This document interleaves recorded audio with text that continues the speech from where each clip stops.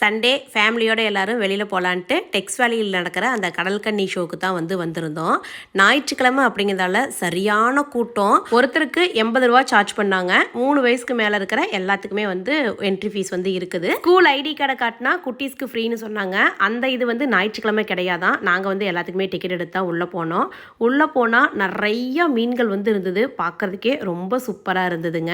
ஆனால் சரியான கூட்டம். ஒரே ஒரு மீன் தொட்டிக்கும் பக்கத்தில் பார்த்தீங்கன்னா ஒரு 50 பேர் நின்று பார்த்துக்கிட்டு இருந்தாங்க. அந்த 50 பேர்த்துல ஒரே ஆளாக நம்ம அடிச்சு பிடிச்சி பார்க்குற மாதிரி தான் இருந்தது.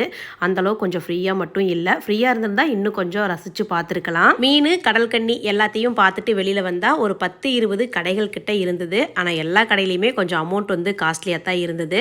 அந்த கடைகளை எல்லாம் தாண்டி இந்துட்டு வந்துட்டோம்னா சாப்பிட்றதுக்கு நிறைய கடைகள் இருந்தது. அப்புறம் குட்டீஸ்க்கு தேவையான நல்ல என்டர்டைன்மெண்ட்டுக்கு நிறைய கேம்ஸ் வச்சுருந்தாங்க.